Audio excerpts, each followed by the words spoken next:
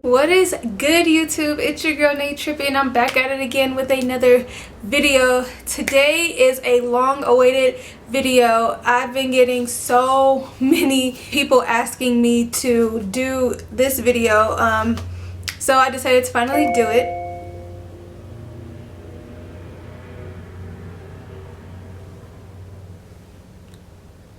That scared the hell out of me. That was my phone, and it's hooked up to my as you can tell by the title, this video is all about Nike, what it's like to work at Nike, how to get in, how much money do you make, discounts, pretty much all the tea, all the facts you want to know about Nike. But before we even get into all of the tea, I'm gonna need y'all to go ahead and hit that subscribe button. If you are not subscribed, make sure you hit that bell notification so you're notified every time that I upload a video. This is a video that was very requested by a lot of people, and then also you guys loved my Michael Kors video. So if you have not seen the Michael Kors video, you know me spilling all the tea about working at Michael Kors, go ahead and watch that video. I will have it linked up here, and then I'll also have it linked in the description box below. So let's go ahead and get started with all of the tea and, you know, the things that y'all want to know, because you clicked on this video because you want to know. So let's get into it. So for people who don't know, I worked at Nike for about a year, you know, Nike Pro on, you know, whatever. Nike was a place that I've always wanted to work at. When I was in high school, I always wanted to work in a shoe store.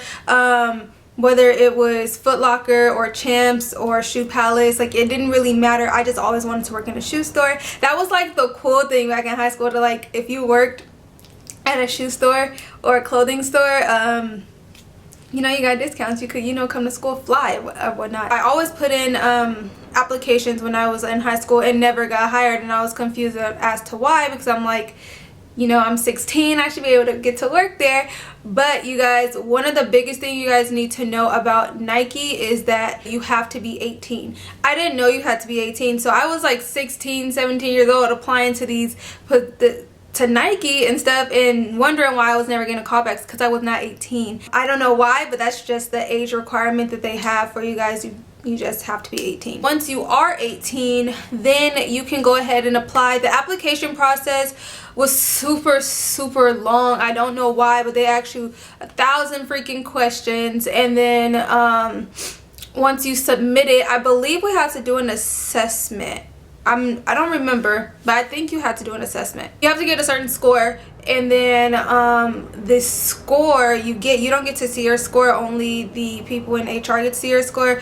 If your score is good enough to pass, then they will give you a phone call. So I did get a phone call. I want to say maybe like a week or two after I put in my application. Mind you guys, I had just graduated from ASU and I needed just a quick job right away. So obviously you guys knew that I worked at Michael Kors, so I worked there, and I had got hired at Michael Kors, and then right as I had got hired from Michael Kors, literally a couple days later, I got a call from Nike asking me if we could do a phone interview. So I was like, yeah. So once you do your application, it's really good to try to keep calling the store, and, you know, it's better to do that and try to talk to a manager. Ask them if your application, you know, the status of your application. Once they actually look at your application and pull it, and, you know, they feel like you're good enough, then they will go ahead and send it over to HR. HR will give you a call and you'll do a phone interview. After the phone interview, they will tell you that a Nike rep will be in touch with you if they want to proceed on to the next round of interviews. So it's literally not just a phone interview and then boom, you're hired. It's a phone interview, then an in-person interview.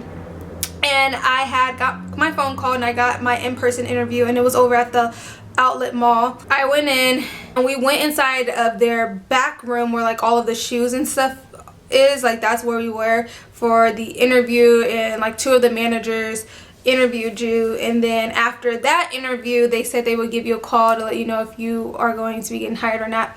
Literally a couple days later I got a phone call. They told me I was hired. Now I was like super hyped because I had always wanted to work at Nike. So obviously things didn't work out with Michael Kors, and I was working both jobs at the time, and then I just kind of was over Michael Kors, so I quit there and started working full-time at Nike. And I gave them about a good year of my life. Nike was a lot of fun, I'm not gonna lie. It was, the people you meet is just really dope. I'm still friends with people that I've worked with, and I've been away from Nike for about 6-7 months now. So and I'm still friends with some of the people that I worked with at Nike.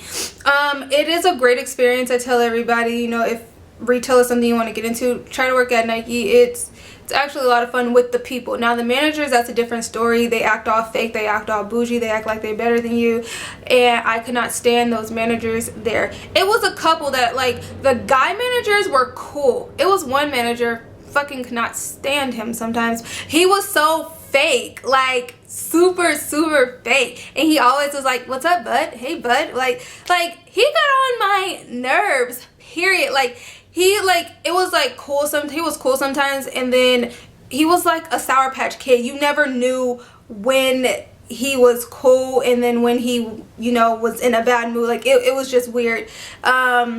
I couldn't stand him. It was a couple, mostly the women managers that I couldn't stand, really, besides that one guy manager. All of the other guy managers, they were annoying, but they didn't really bother me. Like they didn't really get under my skin like the female managers. Like that shit, them bitches was, they got on my nerves.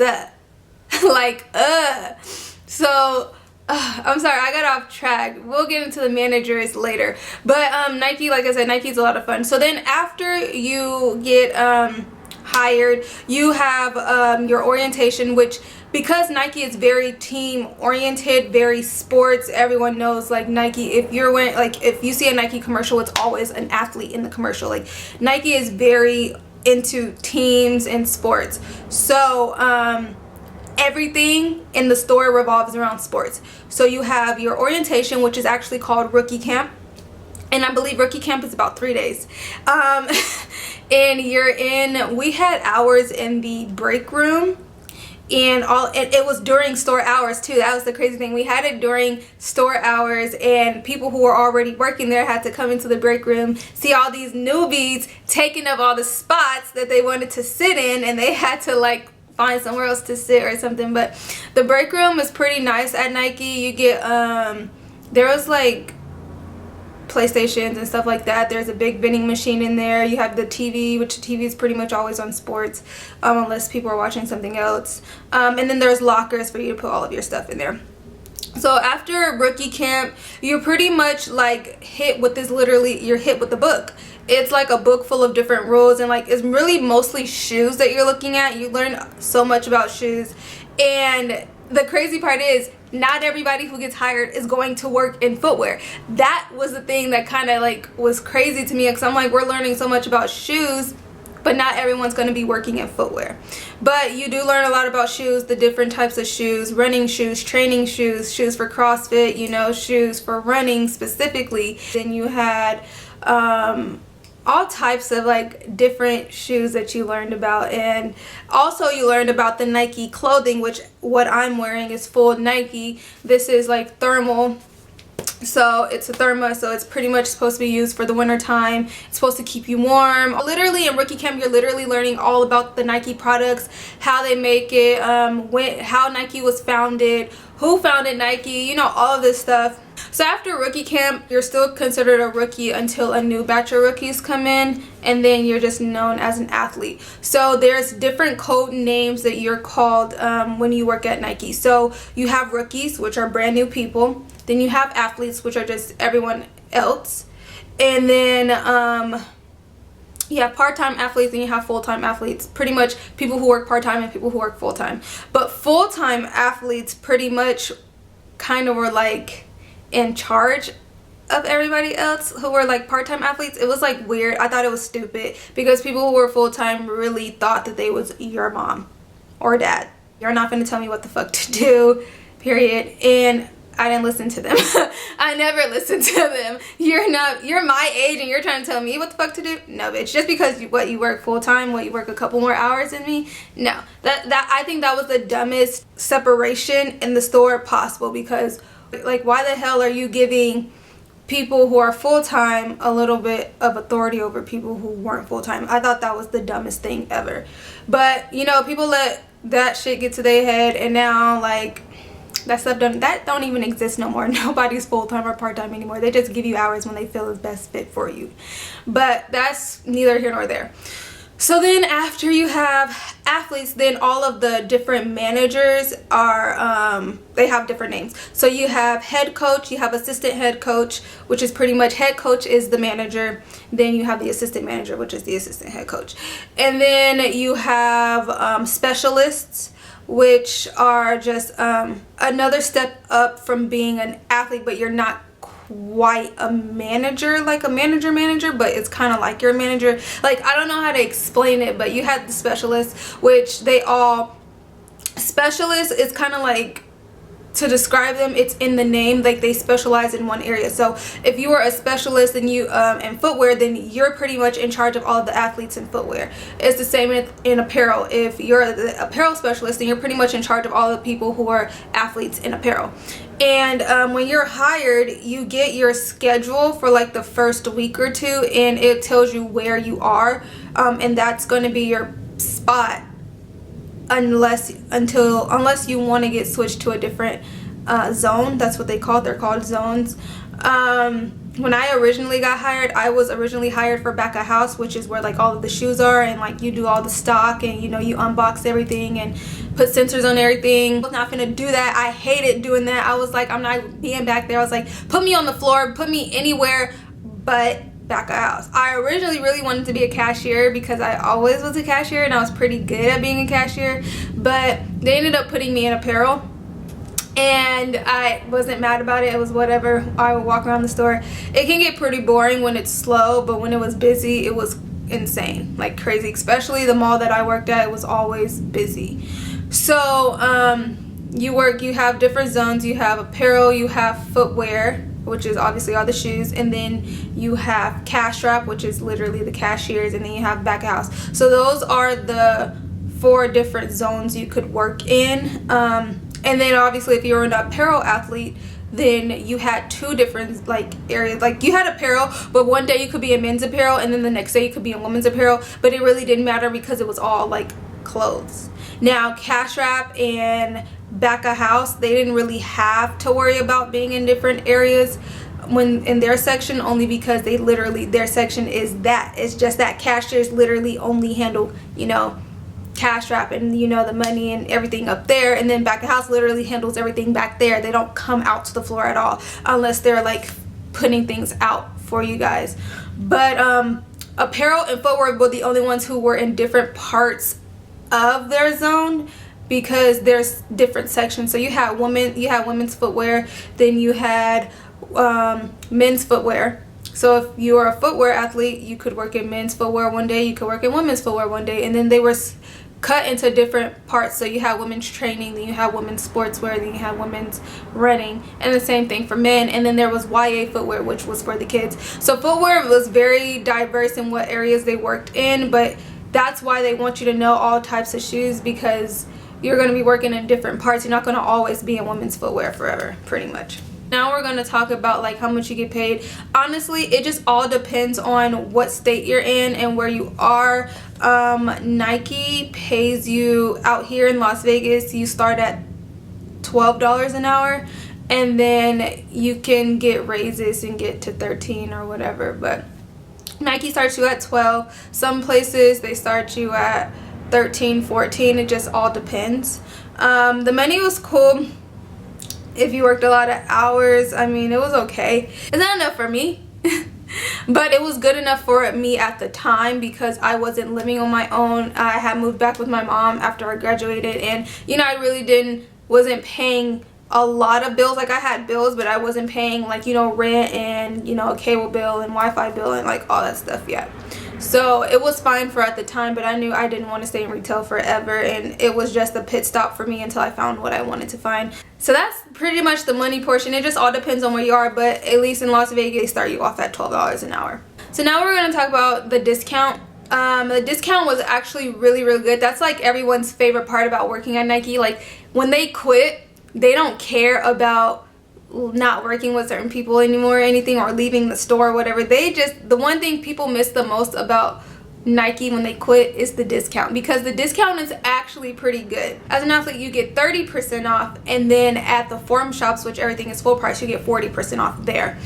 And you have a list, and you get to put people on that list who you wanted to have your discount, but it had to be family. It couldn't be best friends, it couldn't be cousins, it couldn't be your uncle, your auntie, your baby daddy. It could, none of that. It had to be immediate family, like brother, sister, mom, dad, stepbrother, stepsister, things like that. So because they didn't want everyone taking advantage of the discount.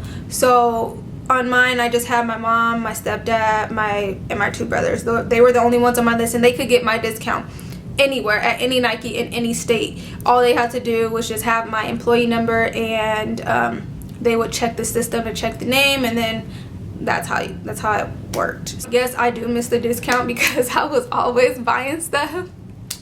I was literally always buying stuff from work. If people wanted to use your discount and they weren't on your list, like, you're not allowed to really take money from anyone, because then you could lose your privileges of having a discount. But they ain't gonna know. If you paying in cash, they ain't gonna know that it's not yours. Like, period. As far as coworkers, you're gonna have coworkers you like, you're gonna have coworkers you don't like.